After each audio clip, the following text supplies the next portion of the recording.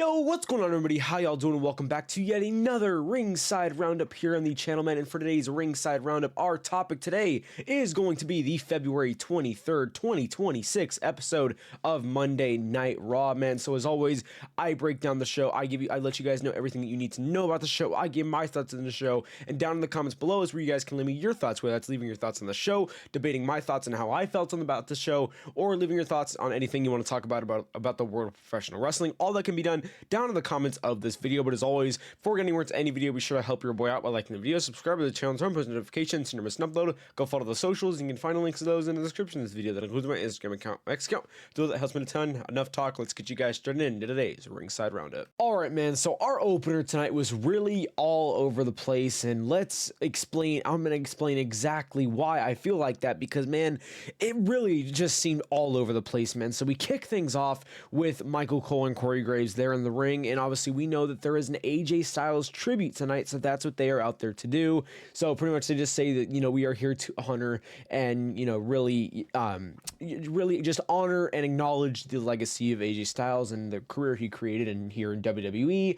That would get cut short because then we would see Gunther come out, and he just comes out there and says everything that he's already said before, that, you know, he killed the career of AJ Styles. He also killed the career of, you know, John Cena and Goldberg. He brings up them as well, but pretty much just saying everything he usually says on the same stuff. You know, he's the career killer. He's the one that defeated the Phenomenal One, all that stuff. He pretty much, nothing new is what Gunther says.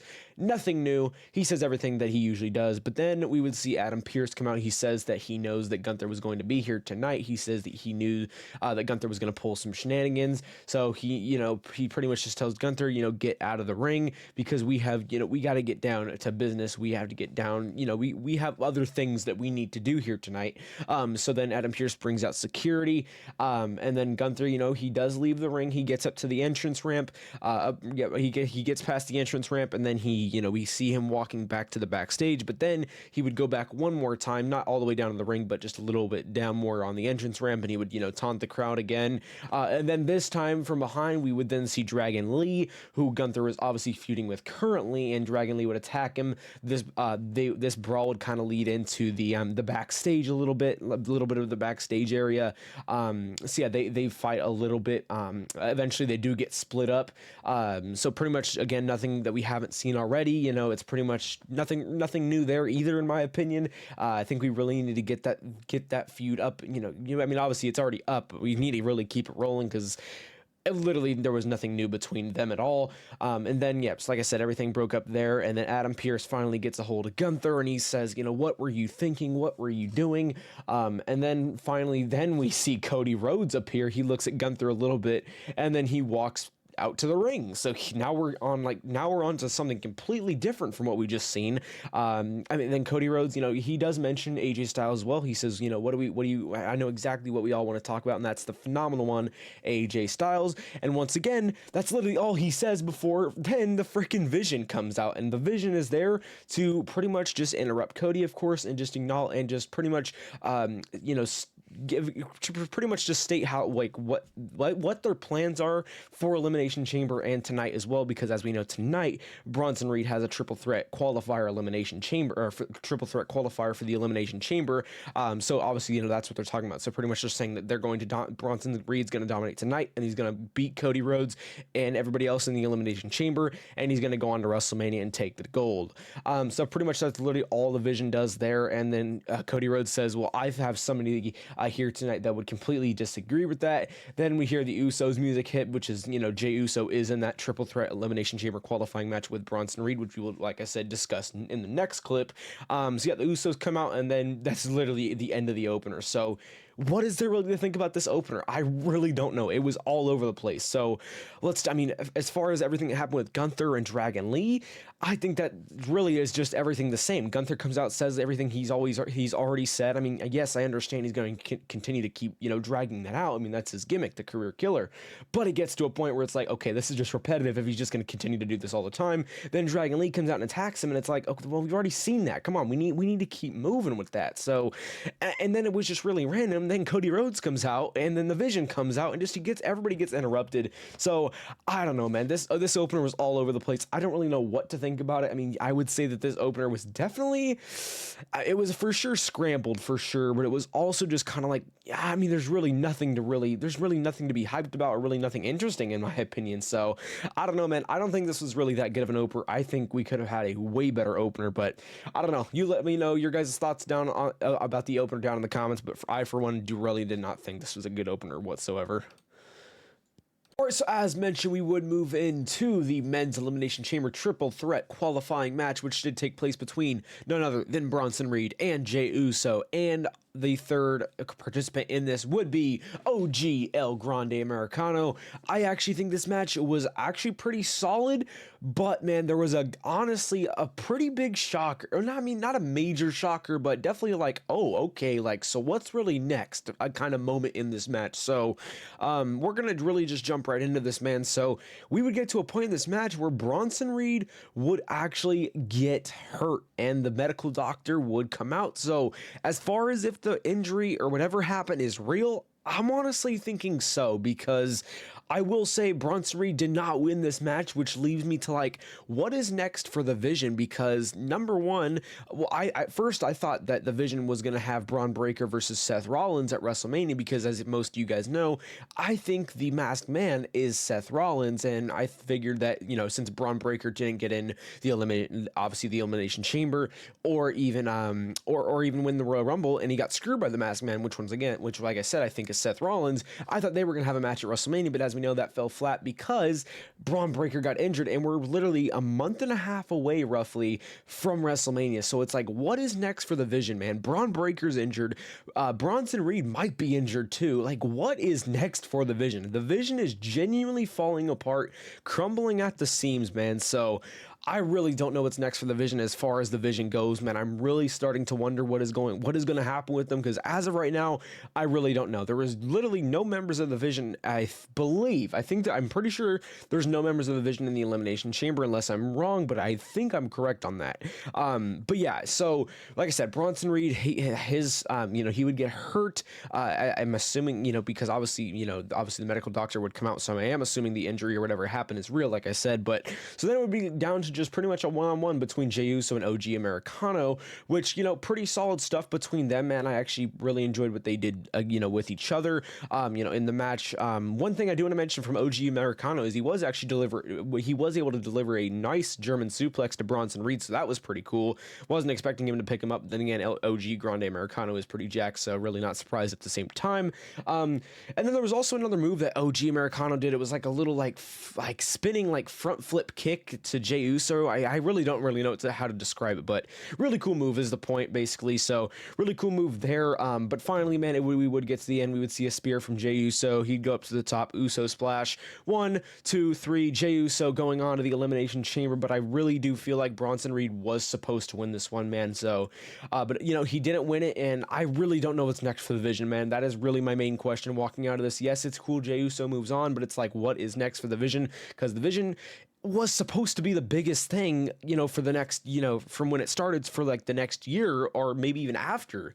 But it's like, now there's what's really next to the Vision. Braun Breaker, he's injured, and we're a month and a half away from WrestleMania. Bronson Reed might be injured now too. So it's like, what is next, man? I'm really, really curious as to what WWE's going to do with the Vision. So I don't know, man. Let me know your guys' thoughts on this, man. Like I said, I think it's cool Jey Uso moves on, but this match, my main takeaway walking out of this match is like, what is next for the Vision, man? Because right now, I really don't freaking know anymore. All right, and moving on, it is now time. Liv Morgan has now finally made her choice on who she will face at WrestleMania. Obviously, Liv Morgan did get she did win the 2026 Women's Royal Rumble, so she had the decision to pick between Jade Cargill or Stephanie Vaquer to figure out who she will face at WrestleMania 42, man. So Liv Morgan and Dominic Mysterio would come out. Dominic would get on the mic first. He would say, let's bring the champs out here. Let's bring out Stephanie Vaquer. Let's bring out Jade Cargill. Both of those women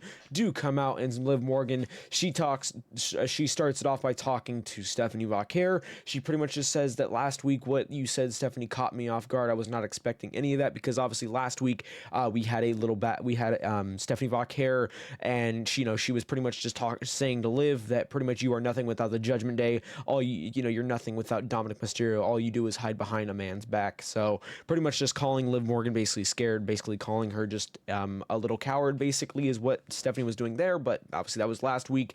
But yeah, pretty much just Liv saying that, what you said last week caught me off guard. And then she says that, Stephanie, I didn't realize your story. Now I do. I'm very, I'm sorry for the way that I treated you. And I, basically saying that all this good stuff about Stephanie, saying how Liv apologizes, but all that would be pretty much just thrown right back in Stephanie's face, because then Liv would say, now it's time for me to finish my story. But now going on, and then she would look over at Jade Cargill, and she wouldn't say anything to Jade. She would literally just smile at her. And then finally, Liv Morgan would turn around, has that microphone in hand, delivers a gnarly freaking punch to Stephanie, man. That freaking punch that Liv delivered to Stephanie looked absolutely fucking brutal, dude. It was absolutely insane. And Stephanie sold it so freaking well too. It was gnarly as hell, man. So now we know who Liv chooses. She does choose Stephanie Vauquer, so Liv Morgan will be facing Stephanie Vauquer at WrestleMania. So now both Royal Rumble winners on the one, obviously Roman Reigns, he's picked CM Punk, and Liv Morgan finally has now picked Stephanie Vauquer, just like everybody knew she would. Thankfully, she obviously did not choose Jade Cargill, which I don't think anybody really thought she would. So definitely going to be awesome to see her versus Stephanie Vauquer at WrestleMania, man. I will be there in person, so that would be really awesome to see, man. Can't wait for that match. Should be a great match. But summing it all up, man, main thing you got to know is Liv Morgan obviously is going to be now facing Stephanie Vauquer at WrestleMania, and that's really the main takeaway, man. So let me know, do you think Liv Morgan made the right choice? Do you think maybe she should have went after Jade? Let me know, how do you guys feel about Liv Morgan's choice down in the comments below. I for one think it was awesome, man. So leave your thoughts on how you guys feel about her choosing it for WrestleMania. But without further ado, man, let's move on. All right, moving forward, we would jump into Natty versus Maxine Dupree. Got to be honest, not a match I care about. Let's wrap it up really quickly here. So the match literally ends in referee stoppage because Natty beats up Maxine Dupree, runs her into post, runs her into the ring post. Maxine Dupree literally doesn't move after that, and then Natty just continues the attack. Referee just stops the match because, obviously, I guess feels it was too brutal. Whatever the case may be, it ends in referee stoppage. Match is over. There's not much else to say. Nothing I really cared for. I mean, let's just be honest. I just really don't care for this whatsoever. So enough talk here. I think we've already discussed enough. We're already almost 40 seconds into this clip, man. So let's move on to, probably something way better, because this was low-key nothing I really cared about, man. All right, man, and moving on, we would jump into something that I really freaking enjoyed. We would jump into the return of Brock Lesnar. So Brock Lesnar comes out along with Paul Heyman. So they make their way down to the ring, and pretty much we jump right into things, man. So Paul Heyman says that, there is two main events to a WrestleMania. There is the title match, and then there is the Undertaker streak with, Brock Lesnar, pretty much in that. There is that place where with Undertaker streak in a world where Brock Lesnar, defeats the Undertaker and becomes, the only dead man that is still walking. So pretty much just, bring up a little bit about, of course, Lesnar's past, just saying that, since Brock Lesnar obviously took the streak away from Undertaker at WrestleMania, he is now the only dead man that is still walking. And then he proposes what Brock Lesnar is going to be doing from now up until WrestleMania, which is the Brock Lesnar Open Challenge for WrestleMania. So pretty much just throughout this entire promo, it was Paul Heyman just advocating for the fact that Brock Lesnar, it's an open challenge for anybody to come down there from the locker room to face Brock Lesnar at WrestleMania, but he says that nobody has the balls to come down there. Nobody has the balls to come down there and go one-on-one and go face-to-face with the Beast Incarnate, Brock Lesnar. So that's pretty much what this whole promo was about.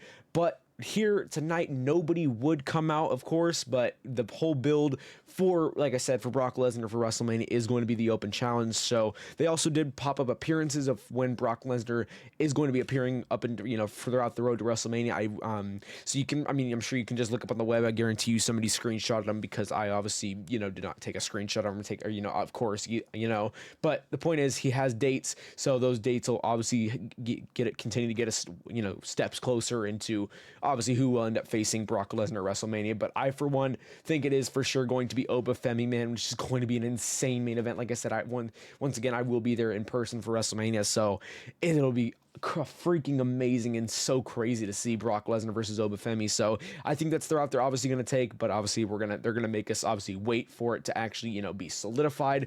But I think this was great, man. I really enjoyed this. It shows us what Brock Lesnar's plans are for WrestleMania, which is the open challenge, which I think inevitably, like I said, is going to be with Oba Femi. So I can't wait, man. This is going to be awesome. The road to WrestleMania for Lesnar should be really awesome. So I can't wait to see this, man. But overall, I think this was awesome, man. Really freaking enjoyed this. It sets up big things, so let's just hope those big things now come true. But we will have to wait and see. But overall, final thoughts here. I think this was a really awesome segment, man. All right, moving on, we would jump into Javon Evans versus Kofi Kingston, and once again, man, just getting another great performance from Javon Evans. Really enjoyed this. Just great, just even more great high flying action from Javon Evans. Obviously, really don't really care to see Kofi Kingston. I'm really just here watching this match for Javon Evans. I feel like we can all kind of agree on that, not gonna lie. So yeah, really just another great performance from Javon Evans. But we would get to the end, and the rapper Offset would actually be ringside, and he would distract and Kofi Kingston would get distracted by him at one point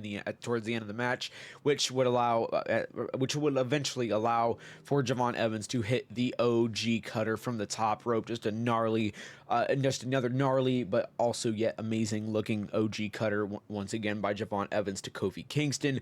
That allows Javon to get the 1, 2, 3. Javon does win this match, man, so definitely going to give him some momentum going into Elimination Chamber, but still don't think Javon will obviously win Elimination Chamber. But, you know, I don't really want to talk too much about that, because I will talk more about that obviously in my predictions video. So if you do want to see my Elimination Chamber predictions, stay tuned for that. Will be coming out in just 2 days by now.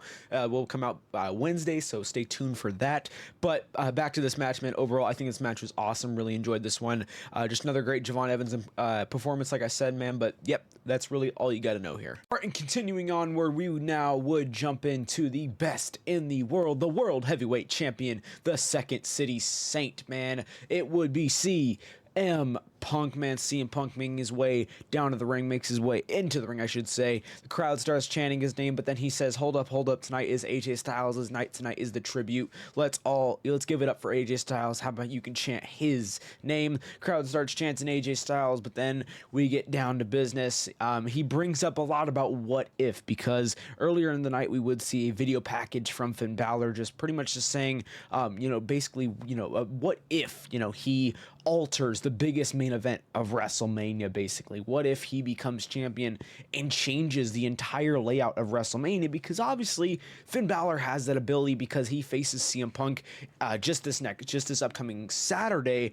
He faces CM Punk, and if he wins that match, he becomes World Heavyweight Champion, which completely alters the WrestleMania main event, because right now it's obviously CM Punk versus Roman Reigns, but if Balor wins, of course, the match will be altered at WrestleMania, and instead it will be Finn versus Roman. So pretty much that's what CM Punk brings up here. He's just brings up a bunch of what ifs, and pretty much what he's basically doing with these what ifs is pretty much just telling Balor that, he's living in the world of what if. He's living in a world of possibilities, while CM Punk is living in a world of reality. He's living in the world that is, actually truthful, because he says things like, what if, basically, what if I was Mr. WrestleMania? What if I was the main event of WrestleMania? What if I was the World Heavyweight Champion? And he says that, well, I don't have to say what if to any of those, because I am the main event of WrestleMania. I am the World Heavyweight Champion. I am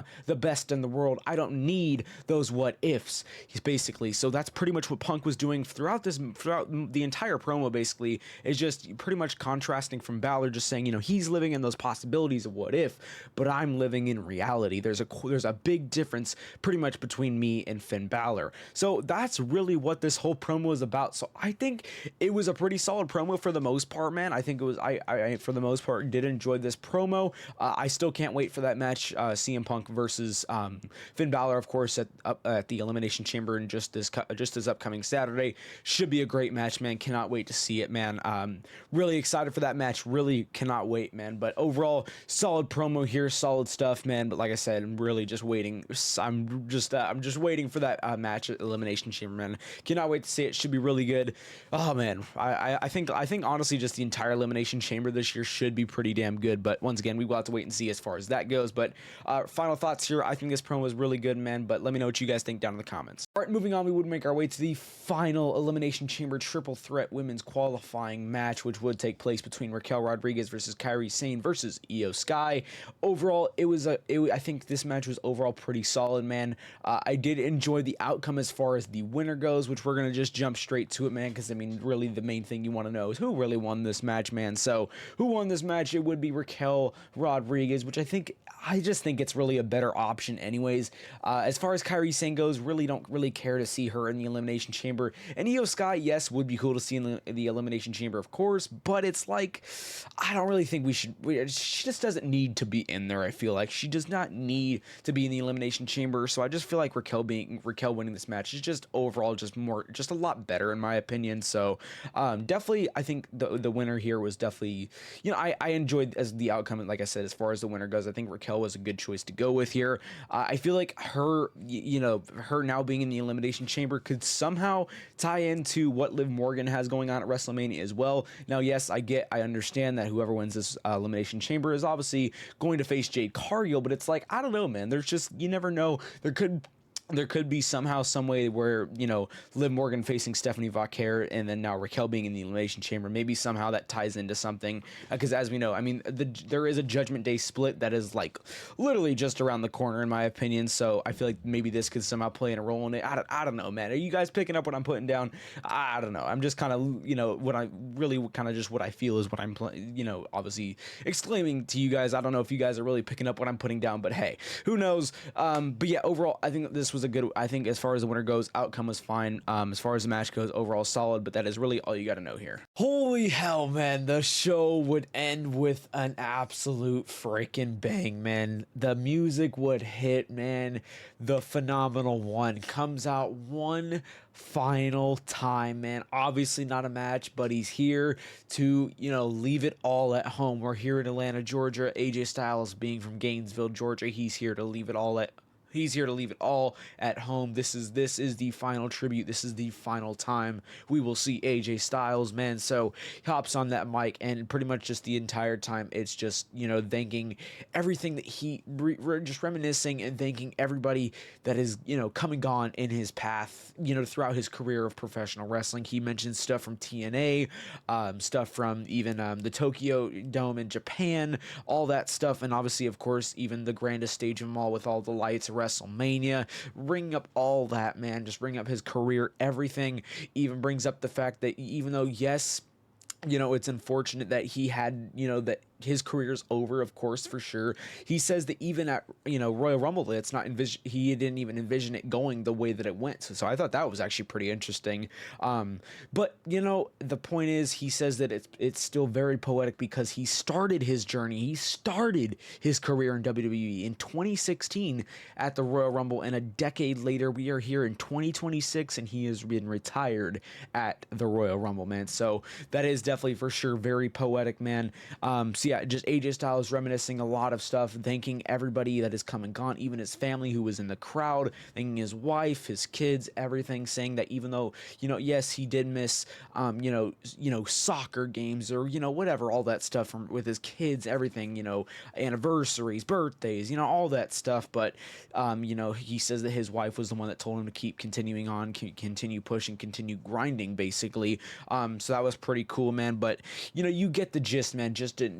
just a major tribute to AJ Styles, and things got even better because then we would see all the stars coming out from the backstage. They would line up on the entrance ramp. Or they would get in a formation on the entrance ramp. Even Triple H would be out there, so that was really cool.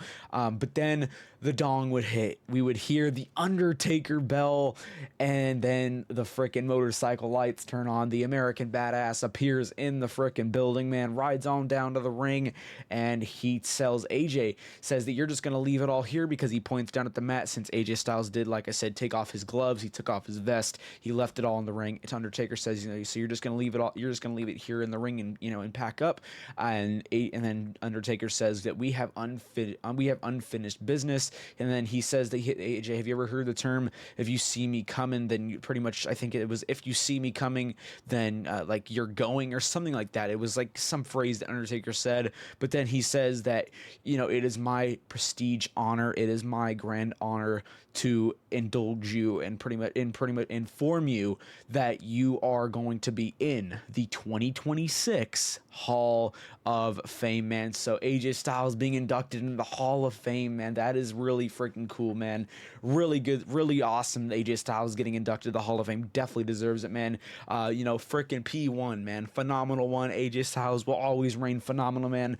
Really love the ending of this show, man. Great stuff, just an all-out amazing tribute to AJ Styles. Gets inducted to the Hall of Fame. That's really awesome. Overall, great freaking ending here. Just overall awesome freaking tribute to AJ Styles. Like I said, man, the phenomenal one still remains phenomenal no matter what, man. Let's go, AJ Styles, man. Congratulations, obviously, on being in the Hall of Fame, man. All your career, your entire career, man. Congratulations on all that, man. Awesome career from AJ. He put it all out on the line there for us. And then, unfortunately, yes, things do come to an end, but at least it, just be happy that it happened, basically, is kind of what I'm trying to say. So, final thoughts here. Let's wrap it up, man. Great ending, man. Really enjoyed all this. Great. It's really awesome to see him go to the Hall of Fame. And yeah, man, that is really my final thoughts here. Just an overall great freaking ending to tonight's show. All right, ladies and gentlemen, well, it is going to wrap up to this week's Ringside Roundup for this week's episode of Raw, man. As always, I hope you guys did enjoy it. And just ranking this episode of Raw, I would say this episode of Raw was actually really freaking good, man. Although there was maybe a few things here and there that I really did not care for, I think for the most part, it was a pretty good episode of Raw, man. So, as always, be sure to leave your thoughts down in the comments below. Like I said, whether that's leaving your thoughts on the show, debating my thoughts on how I felt on the show, or leaving your thoughts on anything you want to talk about the world of professional wrestling.